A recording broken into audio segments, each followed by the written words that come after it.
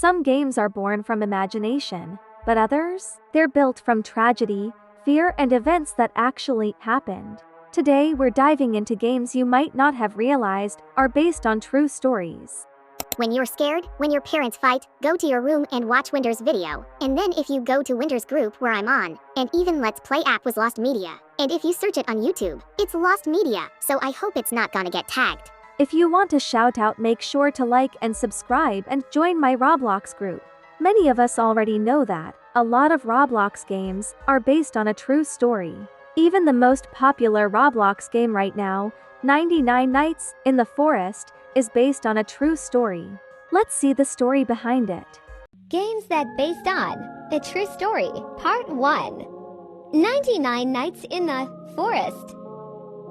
So, 99 Nights in the Forest. It's been trending all around and replaced by Dead.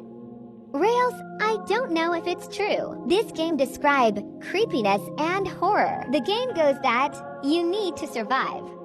99 Nights in the Forest, finding the missing children and avoid the 𝗴𝗺𝗺𝗃. But people didn't know this was based on a true story. Back in the year of 1997, 4 children randomly went missing or disappeared without a trace. Then 99 days later, the children showed up by themselves at the road. When they got found, they said they found a tall deer with human legs and red eyes. Some of the children was healing, but some of them still dreams or stuck in their mind what they saw. Bye and stay safe. Okay, so this video is kind of true, but the children didn't necessarily randomly go missing. The game is rooted from a real-world survival story called Operation Hope.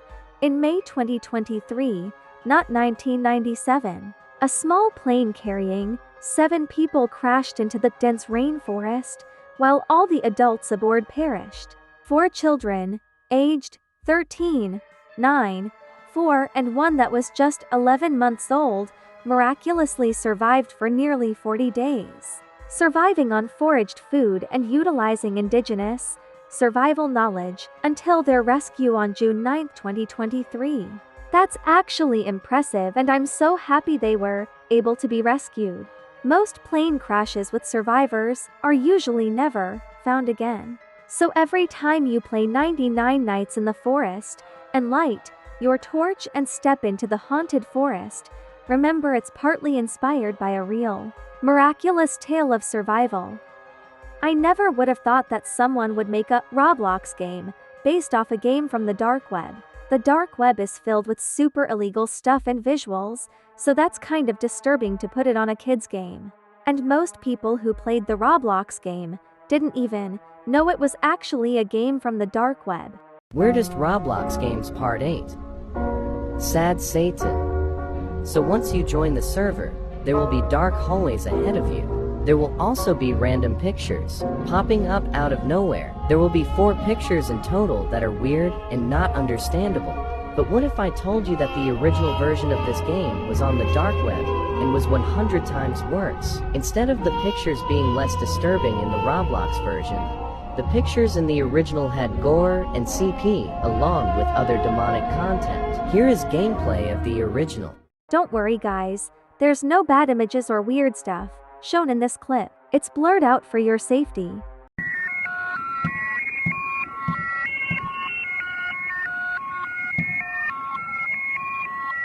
It is said that this game was illegal to play, and the creator of the game was arrested. The game was also known for its viruses and how it will annihilate your PC. Yeah, I don't even know how people find entertainment or joy from playing games on the dark web. Like, come on, there's no way you're that bored. Also, people who make games like these are so weird and creepy.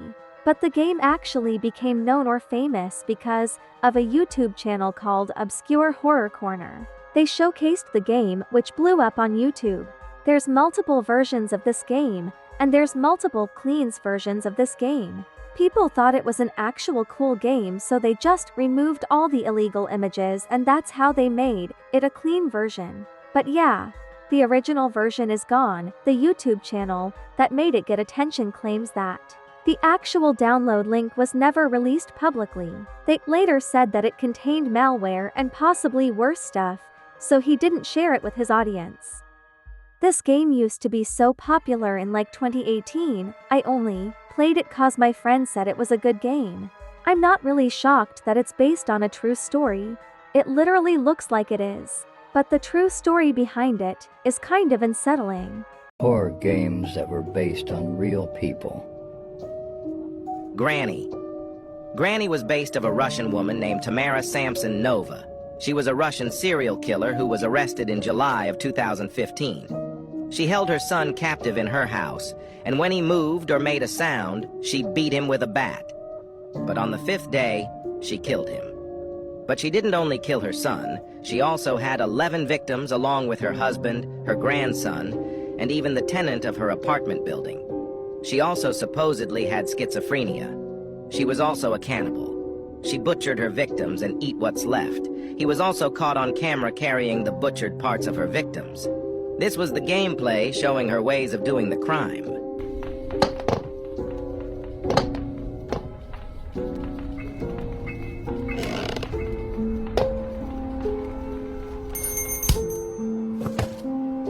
Which game should I tackle next? Yo, that granny is insane. That's why taking care of your mental health is important. Luckily for fans of the granny horror game, this story isn't actually true. The granny game doesn't have a backstory to it at all, but there's a lot of urban legends that relate to the game, which can bring up speculations that the game may be based on those legends. Granny is part of the 𝗴𝗵𝗺 series, another horror game universe by the same developer.